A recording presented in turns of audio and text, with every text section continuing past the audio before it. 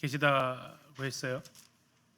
하나님 보좌 우편 지성소에 들어가셨습니다. 자, 지성소에 들어가셔서 그분 하나님 우편에 앉아 계시는데요. 그래서 23절에서는 그 지성소에 계신 우리 주님의 모습을 이렇게 생각하게 합니다. 23절 보시면요. 그러므로 하늘에 있는 것들의 모형, 하늘에 있는 것들의 모형이 뭐예요?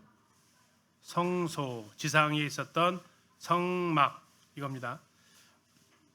하늘에 있는 것들의 모형, 성막은, 성전은 이런 것들, 자, 이런 것들이라면은 성전에서 드려졌던 속죄제 뭐였습니까? 염소와 수송아지 피, 이걸 얘기하죠. 이런 것들로서 정결하게 할 필요가 있었습니다. 자, 그 다음에 하늘에 있는 것들, 이번에는 하늘에 있는 것이 저기 땅에 있는 게 아니고 하늘에 있는 것이라고 얘기합니다. 하늘에 있는 것들, 그것들은 이런 것, 앞에서 말했던 염소와 황소의 수송아지 피보다, 이런 것들보다 더 좋은 제물로 해야 된다. 자, 구별성이죠. 이 땅에 있는 성전하고 하늘 성소와의 차별성을 이야기합니다. 근데 한 가지 더 이제 궁금한 게 생깁니다. 도대체 하늘에 있는 것들도 정결하게 되어야 하나 하는 거죠. 네, 하늘에 있는 것들을 잘 보세요. 하늘에 있는 그것들은 이런 것들보다 더 좋은 제물로 정결하게 할 필요가 있다라고 얘기하고 있다는 얘기예요. 성경학자들도 그래서 이게 지금 하나의 그 숙제죠. 도대체 하늘에 있는 것들을 왜 정결하게 해야 되느냐? 자, 생각해 볼 수 있는 것은 한 두세 군데 됩니다. 하나는 욥기에서 이렇게 얘기합니다. 하늘이라도 하나님이 보시기에 깨끗해요, 정결하지 않아요? 정결하지 않다라는 거죠. 그러면 왜 하늘이 정결하지 않게 됐을까요? 공중의 권세 잡은 자, 아마도 그 영향이 아닐까. 그리고 계시록 12장에 보면 아직까지도 형제들을 참수하는 자가 공중에 머물러 있다라고 이야기를 하고요. 주님이 왜 우리를 교회를 데리러 공중에 오셔야만 합니까? 그렇지 않으면 사탄의 그 방해 세력에 의해서 방해를 받게 되죠. 그래서 주님이 공중까지 오셔야만이 그런 방해 세력들이 다 제압이 되기 때문에 주님은 공중까지 우리를 데리러 오실 수밖에 없는 거죠. 우리의 안전을 위해서 저 악한 영들의 장악되어져 있는 이 그 하늘, 그들이 머물렀던 공간들, 이것들에 대해서 이제 생각할 때 하늘에 있는 것들도 예수 그리스도의 피 이걸로 정결하게 될 필요성이 있었다라는 이렇게 또 접근을 해봅니다. 24절입니다. 그리스도께서는 참것의 그림자인, 참것은 뭡니까? 하늘 성소입니다. 그리고 그 그림자인 손으로 만든 성소, 이 땅에 있는 성전입니다. 참것의 그림자인 손으로 만든 성전에 들어가지 아니하시고 바로 어디로 들어가셨다고요? 하늘에 들어가사 이제 우리를 위하여 하나님 앞에 나타나셨다, 이렇게 나와 있습니다. 자, 그래서 히브리서 9장 12절에 나와 있는 단번에 성소에 들어가셨다고 할 때 우리가 이제 설명하기 위해서 지성소를 성전에 있는 지성소, 성막에 있는 지성소처럼 이야기를 하기가 쉬운데 문자적으로는 하나님 임재로 들어가신 겁니다. 24절에 그걸 얘기를 하고 있죠. 그리스도께서는 손으로 만든 성소에 들어간 건 아니다. 어디로 들어가셨어요? 하늘에 들어가셨다. 하나님 임재 가운데로 바로 가셨다라는 겁니다. 그리스도께서는 이제 거기서 뭐 하셨습니까? 들어가셔서 누구를 위해서요? 우리를 위해서 하나님 앞에 나타나십니다. 자, 여기서 하나님 앞에 나타나시는 그 예수 그리스도의 모습은 속죄를 위함일까요? 아니죠. 이건 이미 이루어진 거죠. 완성인 겁니다. 이것은 뭡니까? 우리의 성화를 위한 겁니다. 우리 의롭게 하기 위한 게 아니고 성화를 위한 겁니다. 자, 이게 일단 하나 기억해 주세요. 24절에 뭐가 나왔다고요? 나타나시고. 자, 이게 나타나시고는 뭐를 위한 거라고요? 우리를 죄에서 의롭다함을 얘기하는 게 아니라 우리의 성화를 위해서, 이 땅에서 우리의 연약함을 위해서 그분은 하나님 앞에 나타나신다라는 겁니다. 요한일서 2장에서 말하고 있었던 그 내용입니다. 그리고 우리가 앞에서 보셨던 잠깐 앞으로 잠깐 가실까요? 7장 25절 잠깐 가서 보실까요?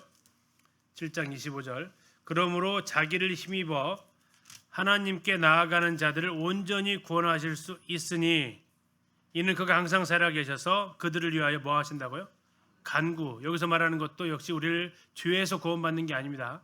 성화시키는 과정이다라고 말씀을 드렸었는데 역시 이 부분이 지금 히브리서 9장 24절에서 한 번 더 이렇게 나온 겁니다. 25절입니다. 대제사장이 해마다 다른 것의 피로써 성소에 들어가는 것 같이 자주 자기를 드리려고 아니하실지니 예수님은 여러 번 제사를 드릴 필요가 없으시다라는 겁니다. 그러나 대제사장은 어떻게 드려야 돼요? 해마다. 이게 이제 차이죠. 대제사장은 해마다 해야 됩니다. 1년 매년 해야 됩니다. 그러나 주님은 그렇게 하실 필요가 없으셨습니다. 단번에 아까 우리가 히브리서 9장 12절에 단번에 나와 있습니다. 단번은 뭡니까? 한 번이 아닙니다. 단번하고 한 번하고 차이가 있습니다. 무슨 차이가 있어요? 한 번은 두 번을 얘기합니다. 단번은요. 두 번이 없다라는 얘기입니다. 자, 한 번 했다라는 얘기는 두 번 있다라는 얘기지만 단번 했다라는 얘기는 두 번이 없다라는 얘기예요. 그래서 한 번과 단번은 의미가 많이 다릅니다. 똑같이 한 번 한 거 아니야? 이게 다릅니다. 단번 했다라고 이야기를 성경은 말하고 있다라는 얘기죠. 다시 말하면 확실하게 했다라는 겁니다. 다시 말하면 반복할 필요가 없게 하셨다라는 거죠. 그분은 자주 자기를 드리려고 하지 않으셨습니다. 자, 26절에도 단번에라는 단어가 또 한 번 등장하는데요. 26절입니다. 그리하면 그가 세상을 창조한 때부터 자주 고난을 받았어야 할 것이로되 이제 자기를 어떻게 드렸다고요? 단번에 드렸다고 얘기했어요. 단번에 드렸다. 단번에 제물로 드려 죄를 없이 하시려고 세상 끝에 나타나셨느니라. 자, 그분의 세상 끝에 나타나신 이유는 죄를 단번에 해결하시기 위함이었다라고 이야기하고 있습니다. 자, 세상 끝을 두 글자로 뭡니까? 세상 끝을 두 글자로면 말세입니다. 그래서 말세를 언제부터라고 말세라고 본다고요? 예수님이 이 땅에 오시면 그때부터가 말세입니다. 그리고 지금은 말세지 말이라고 한다겠죠. 말세 중에서도 마지막, 진짜 마지막. 그래서 말세, 이게 언제부터 말세야? 예수님 오실 때부터 말세입니다. 아니, 예수님이 언제 오셨냐? 말세에 오셨다. 세상 끝에 오셨다라고 선언을 하신 거죠. 그래서 말세를 우리가 임의대로 정한 게 아니고 주님이 이미 그렇게 마지막 때에 오셨다라고 이야기를 하셨습니다. 히브리서 1장에서는 뭐라고 얘기하셨죠? 히브리서 1장에서는 뭐라고 얘기를 했어요? 이 모든 날 마지막에 이렇게 나와 있었죠. 이 모든 날 마지막. 히브리서 9장에서는 세상 끝에 이렇게 나와 있습니다. 그래서 말세의 의미를 다시 한번 확인할 수 있고요. 단번에 들으셨다. 뭐 두 번이 필요 없다라는 얘기입니다. 반복을 할 필요도 없다라는 거고요. 그래서 주님이 이제 세상 끝에 나타나셨는데 세상 끝에 나타났다라는 얘기 또 다른 의미는 어떤 인간의 노력이 더 이상 필요하지 않을, 아니 인간의 모든 노력이 실패로 돌아갈 때라는 겁니다. 중간에 나타났으면 뭐라고 했을까요? 좀만 있다 나타나면 우리가 어떻게 해볼 텐데 이런 말을 할 것 같으니까 언제 나타나셨어요? 세상 끝에 더 이상 항복할 일이 없습니다. 우리는 못합니다. 할 때 주님이 나타나셨다. 뭐 혹자 말하는 대로 물에 빠진 사람 언제 구해주라고 그래요? 빠지자마자 아니면 힘 다 빠졌을 때? 힘 다 빠졌을 때. 왜요? 빠지자마자 그러면 같이 죽자고 이제 끌어당기니까 이제 마지막 단계 나 이제 죽었습니다라고 할 때 그때 해야 이 사람이 더 이상 발버둥을 안 치는 거죠. 주님의 마지막 세상 끝에 나타나신 것이 그 이유라는 얘기입니다. 인간들이 자신의 행위로 자신의 노력으로 하나님에 의해 도달해 보려고 발버둥 치다가 이제 못합니다 할 때가 무슨 때라고요? 세상 끝. 세상 끝.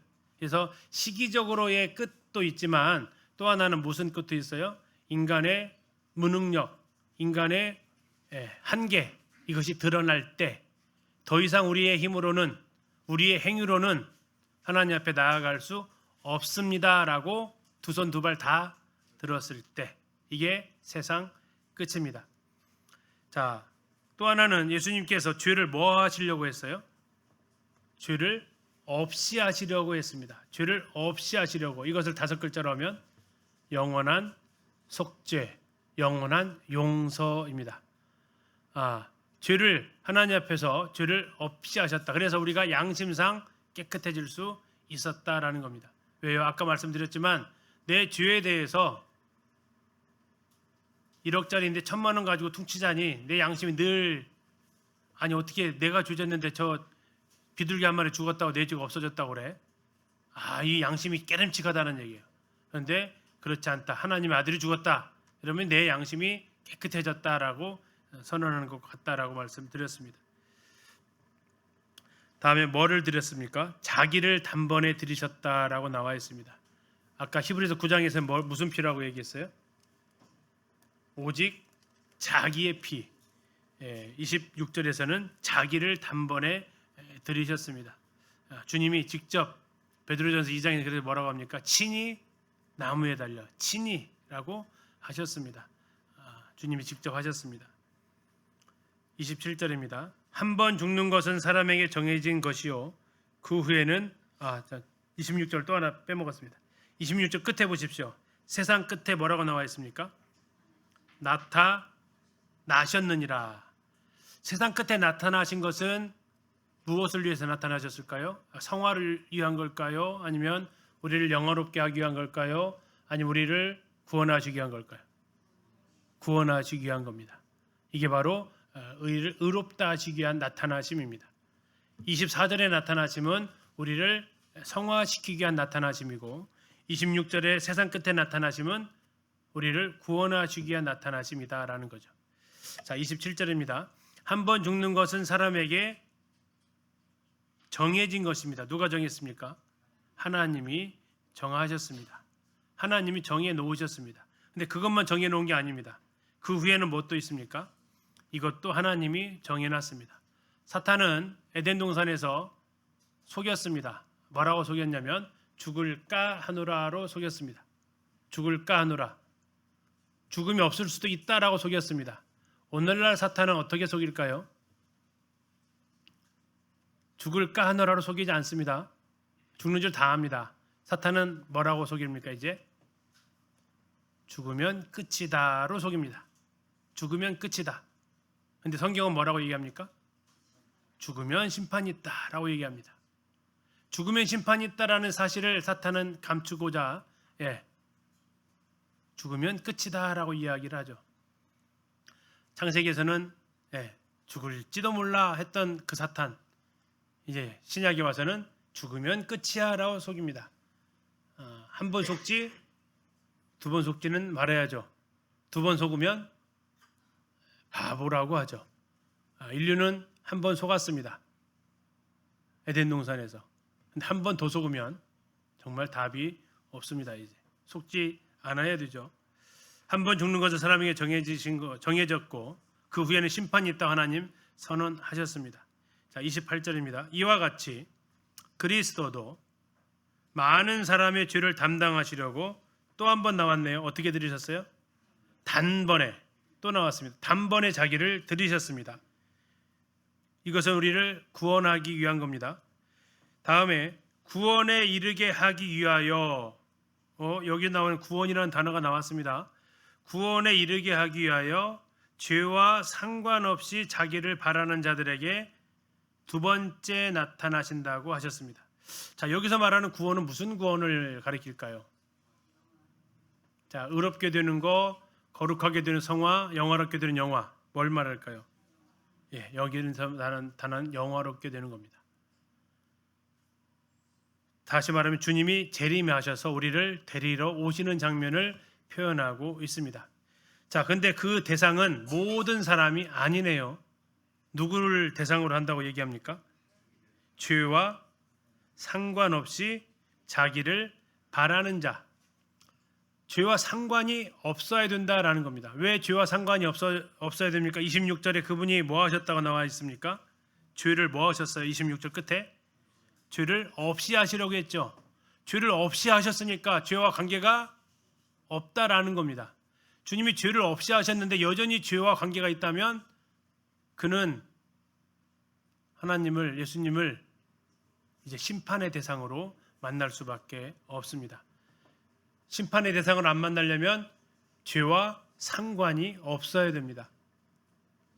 그리고 두 번째, 죄와 상관없는 자들에게 나타나시고, 두 번째 또 누구에게 나타나신대요? 자기를 뭐하는 자들? 바라는 자들. 자기를 바란다라는 게 뭡니까? 주님을 사모하고 주님을 기다리는 사람들을 이야기합니까? 그게 누굽니까? 한 글자로. 한 글자로. 모르세요? 나. 한 글자로 누구요? 나. 그리고 또 한 글자로 너.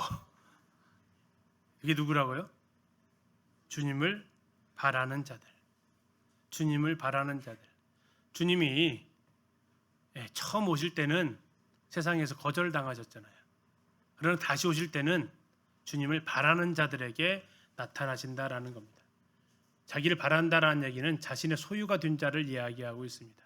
주님 것에게 나타난다라는 겁니다. 그리고 뭐 하신대요? 두 번째 나타나셔서 이제 영원히 우리와 함께 거하실 겁니다. 1차적으로 교회에게 약속하신 걸로는 휴거가 될 겁니다. 하늘로 데려가실 것입니다. 2차로는 이제 그리스도의 이 땅의 재림이 될 것입니다. 그래서 이제 영원히 그분이 왕으로서 통치하실 것을 이야기하고 있습니다. 자, 그러면서 28절에 다시 한번 나타나시리라 되어져 있네요. 자, 이건 과거입니까? 현재입니까? 미래입니까? 미래입니다. 자, 한번 세 개를 비교해 보겠습니다. 이 세 개 중에서 과거가 있네요. 자, 24절에서는 나타나시고, 26절에서는 나타나셨느니라, 28절에서는 나타나시리라 되어져 있네요. 자, 과거는 뭡니까? 나타나셨느니라, 26절입니다. 이것은 예수님께서 죄를 없이 하려고 나타나셨다라고 얘기합니다. 이걸 가리켜서 우리 첫 번째 구원 뭡니까? 죄의 형벌로부터의 구원입니다. 우리를 죄값을 다 면제시켜 주시기 위한 구원, 죄의 형벌로부터의 구원, 이것을 가리켜서 우리가 의롭게 되는 구원, 죄사함을 받는 구원, 이렇게 이야기를 합니다. 이것은 주님이 첫 번째 오신 목적입니다. 첫 번째 오신 목적. 자, 현재형으로 쓰여진 말이 있습니다. 24절 나타나시고입니다. 나타나시고. 자, 이것은 우리의 구원을 받기 위한 게 아니라 우리의 성화를 위하는 겁니다. 이 땅에서 우리는 죄와 늘 싸우게 되어져 있습니다. 저 히브리서 뒤로 가면 피 흘리기까지는 아직 아니라겠는데 어디까지 싸울 걸 예상하고 있냐면 피 흘리기까지 싸울 것을 예상하고 있다는 이야기도 됩니다. 우리를 구원하신 그분은 이 땅에 우리를 그냥 남겨두지 않으셨고 성령을 보내셔서 그 일을 감당하게 하십니다. 그리고 그럼 자기는 이제 편히 쉬시느냐? 아니죠. 하나님 보좌 우편에서 계속해서 그는 하나님 앞에 나타나신대요. 우리를 위해서 계속해서 중보기도 하시고 우리를 위해서 대언하시고 그분이 나타나시고, 이것은 죄의 능력으로부터, 죄의 권능으로부터, 죄의 권세로부터의 구원입니다. 첫 번째 구원은 우리가 죄를 지을 수밖에 없을 때 우리를 구원하셨습니다. 두 번째 상황은 죄를 지을 수도 있고 안 지을 수도 있습니다. 그러나 죄를 지을 수 있을 때 그분이 나타나셔서 여기에 대해서 중보하신다라는 것이 지금 24절에서의 나타나시고입니다. 자, 미래형이 하나 나와 있습니다. 나타나시리라.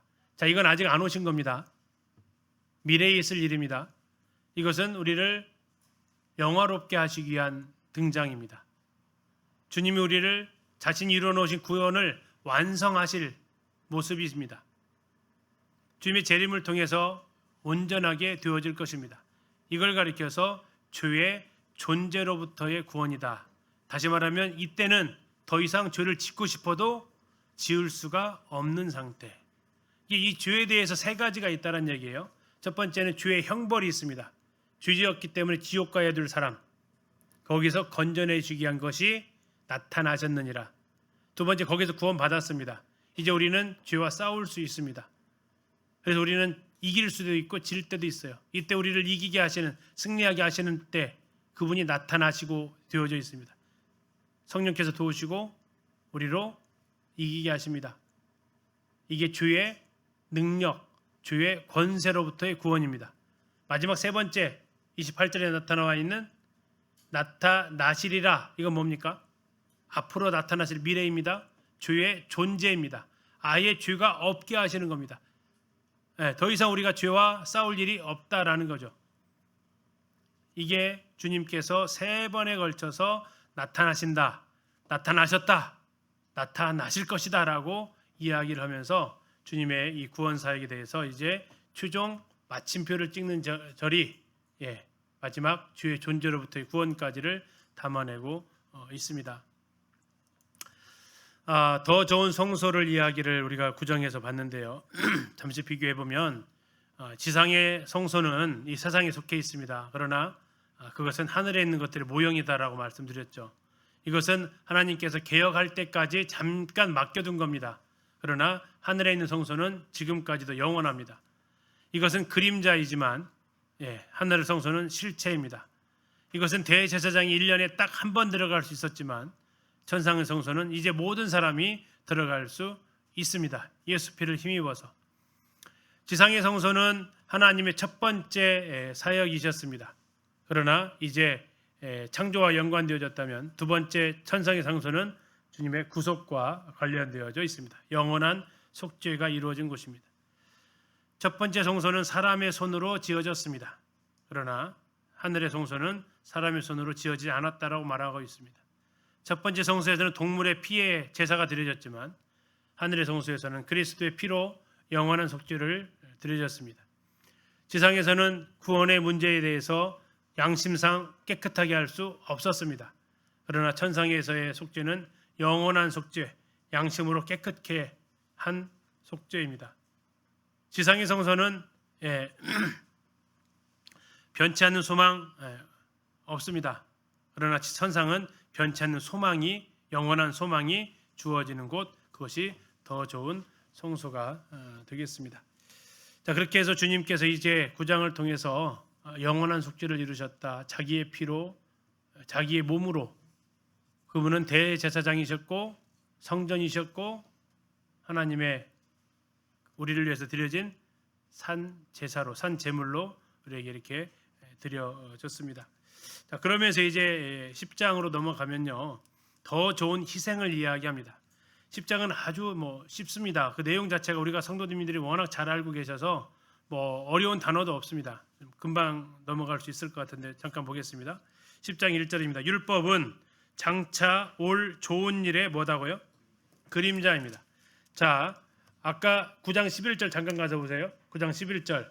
그리스도께서는 장래 좋은 일에 뭐고요? 대제사장이십니다. 율법은 장차 올 좋은 일의 그림자일 뿐이다. 실체가 아니다라는 겁니다. 참 형상이 아니다라는 겁니다. 해마다 늘 드리는 같은 제사.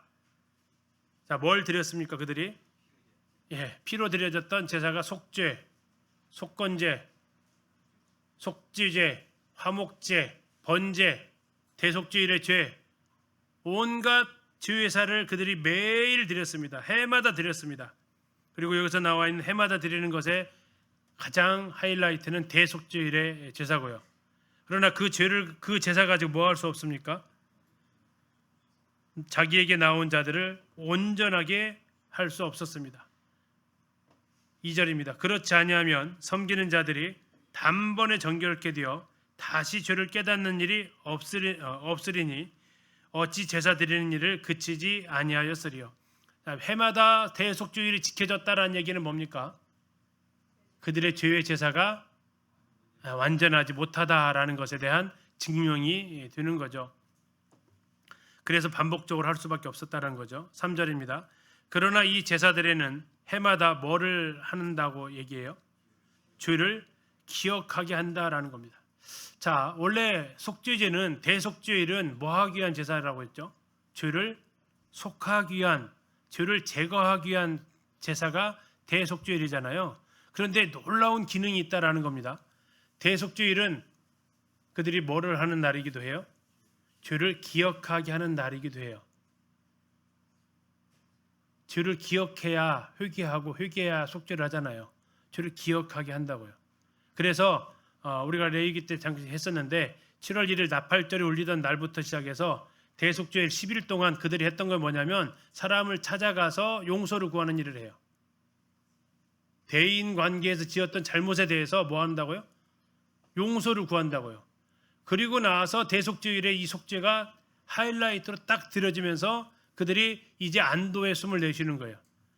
그런데 아까 말씀드렸던 대로 그 안도의 숨이 아니라 실상은 또 주를 졌네. 주를 뭐 하게 한다고요? 기억나게 한다고요. 이게 단번에 끝나버렸으면 내년 똑같은 날이 돌아왔을 때 주가 기억나요, 안 나요? 안 나죠. 왜? 단번에 끝났으니까. 근데 그들은 해마다 했으니까 해마다 뭐를 하는 겁니까? 해마다 주를 기억하는 것이 이 땅에서의 특징입니다. 4절, 이는 황소와 염소의 피가 능히 뭐하지 못합니까? 죄를 없이 하지 못합니다. 앞에서 잠깐 1억짜리 1000만원짜리 했지만 잠시 한번 시편 49편 찾아서 그것과 관련되어진 말씀 한번 찾아보도록 하겠습니다. 시편 49편입니다.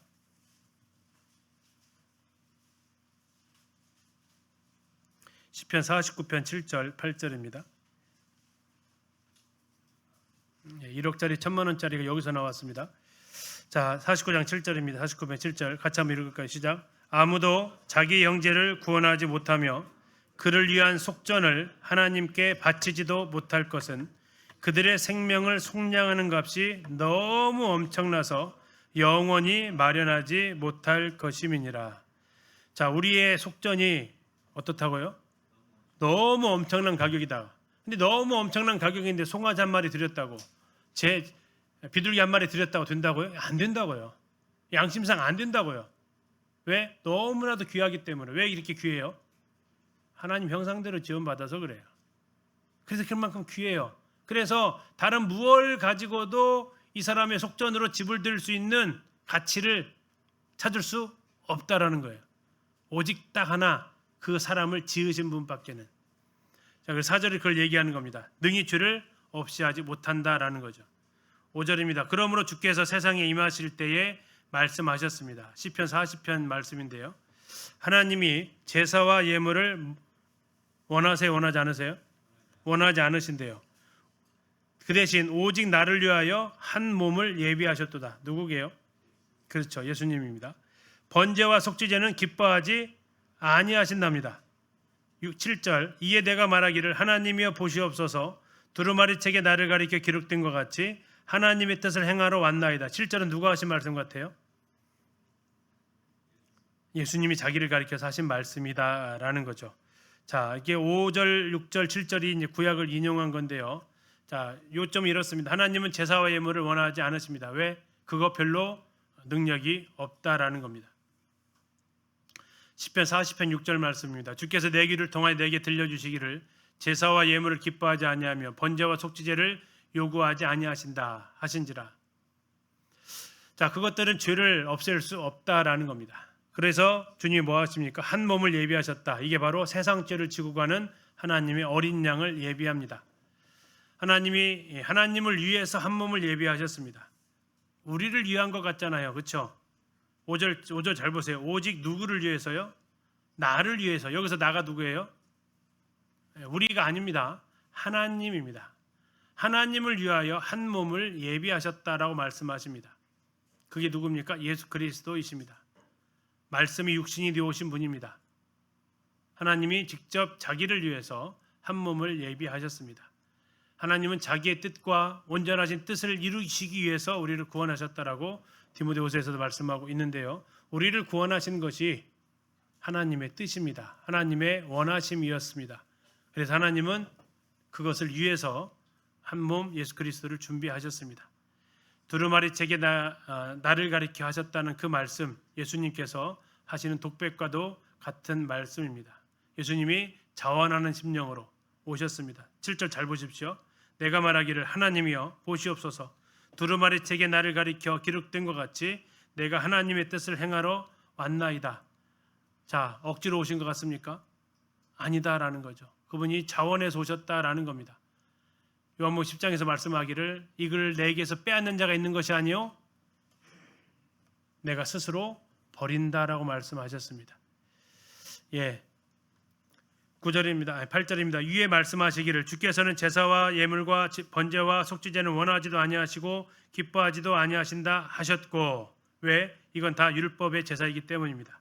9절 그 후에 말씀하시기를 보시옵소서 내가 하나님의 뜻을 행하러 왔나이다 하셨으니 그 첫째 것을 폐하시면 둘째 것을 세우려 하십니다.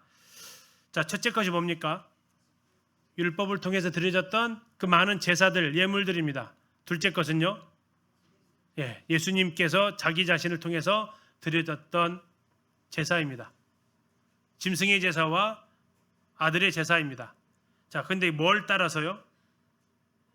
자, 19절에서는 내가 하나님의 뜻을 행하러 왔나이다 했습니다.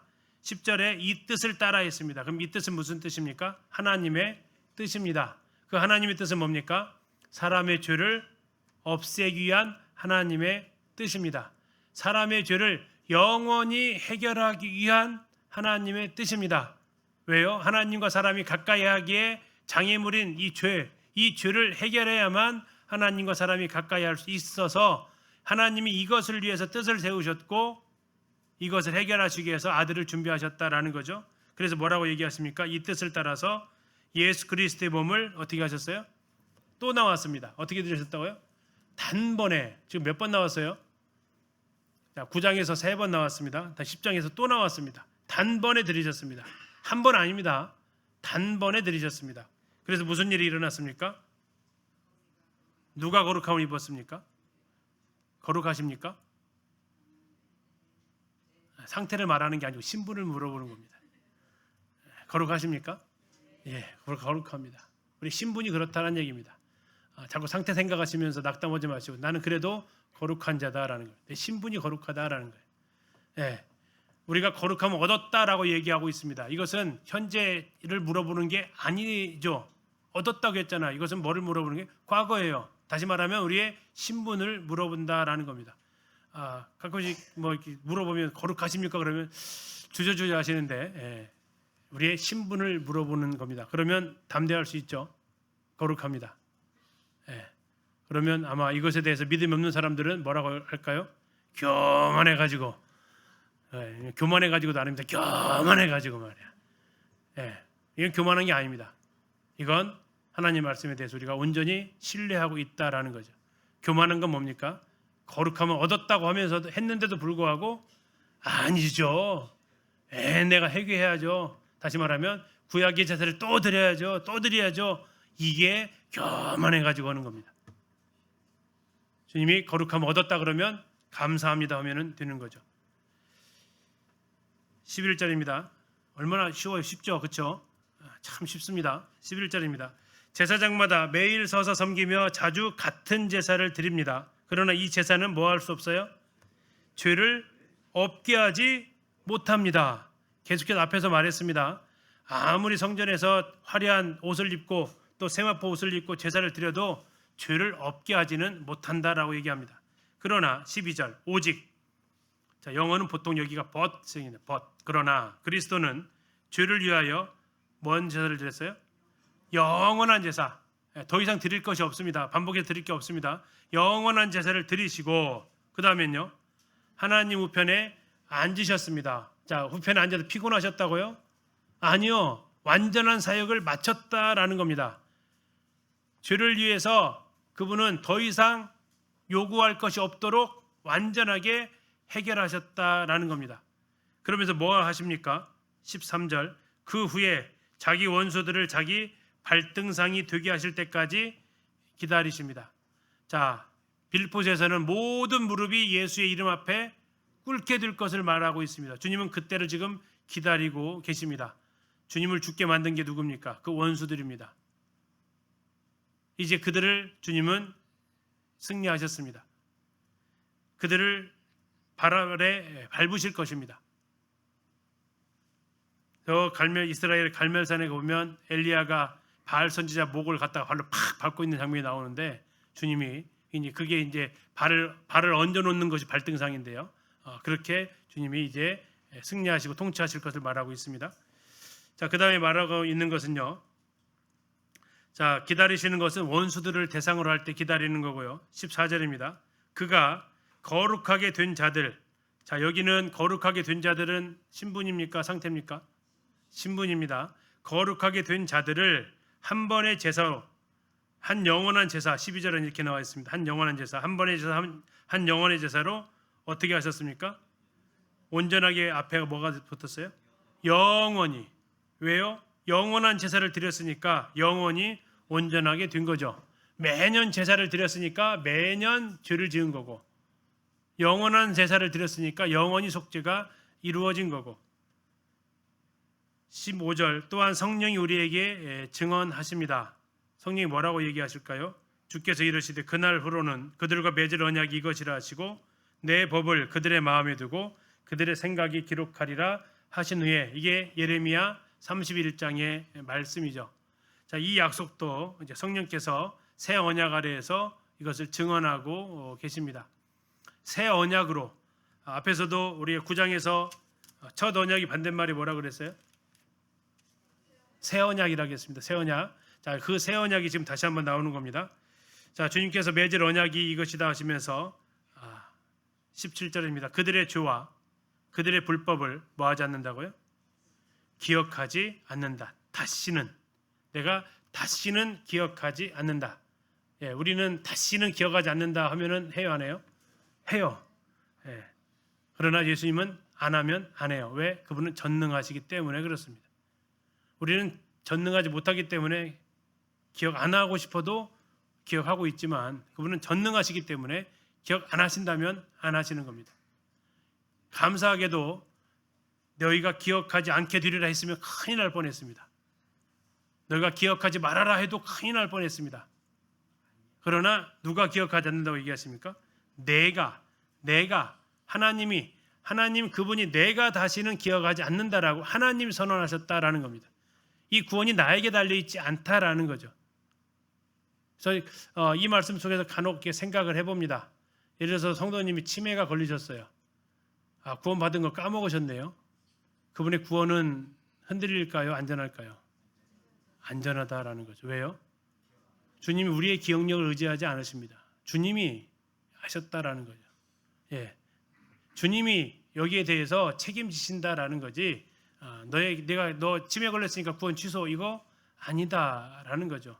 물론 죽는 그 순간까지 주로 고백할 수 있으면 좋겠고, 어떤 모친처럼 치매 걸렸지만 이 죄사함에 대해서만큼은 분명하게 말씀하시면 얼마나 우리가 더 아멘이 되겠습니까? 그러나 그리 아니한다 할지라도 그가 분명하게 예수 그리스도의 피로 구원함을 받았다면, 치매로 인해서 기억력을 잃어버렸거나 노년에 말을 못하거나 어떤 사고를 통해서 했다 하더라도 문제는 주님이 말씀하셨습니다. 그들의 죄와 그들의 불법을 네가 기억하서는 안 된다가 아니고 내가 기억하지 않겠다 하셨다라는 거죠. 그래서 우리의 구원이 완전하고 온전하다라는 겁니다. 그래서 처음 히브리서 말할 때 말씀드렸지만, 구원을 확신한다라는 말은요, 구원을 확신한다라는 말은 내가 믿습니다가 확신하는 게 아니고 뭐가 하는 거예요? 하나님께서 하셨던 그 약속의 말씀이 나에게 확신을 주는 거지, 그 변하지 않았던 하나님의 그 말씀이 나에게 유일한 근거가 되는 거지. 내가 믿는다 사실은 안 믿어지니까 믿는다라고 하죠. 많은 사람들이 새벽기도 가서 믿습니다. 왜 그래요? 안 믿어지니까. 한번 생각해보세요. 옆에 있는 아들이 갔다가 나 엄마 진짜 믿어. 그 다음날 나 엄마 진짜 믿고 있어. 그러면은 믿는다는 거예요. 예, 믿으면 그렇게 힘줘서 믿는 거 아니고 그냥 믿음은 자연스럽게 오죠. 왜? 평소에 그 모습 속에서 믿음이 간 거니까. 예. 그래서 마지막 절입니다. 이것들을 사하셨은즉 다시 죄를 위하여 제사 드릴 것이 없습니다. 예, 누가 제사를 다 드리셨습니까? 예수님이 한 번에, 단번에 한 영원한 속죄를 드리셨기 때문에 더 이상 제사 드릴 게 없다. 그러면서 유대 성도들한테 얘기하는 거죠. 이래도 그럴래? 이래도 다시 돌아갈래? 이래도 매년 드려지는 그 속죄제, 대속죄의 모습으로 들어가서 또 그렇게 하고 싶니? 그러면서 얘기하는 건 10장 뒤에 나오는 경고에 나와요. 예수님을 다시 그 피를 밟는 것이 된다고. 그래서는 안 된다라고 경고를 하고 있습니다. 예, 오늘 이제 예수님께서 드려지셨던 예물과 제사를 같이 이렇게 살펴보셨습니다. 예, 이제 기도해 주시면 감사하겠습니다.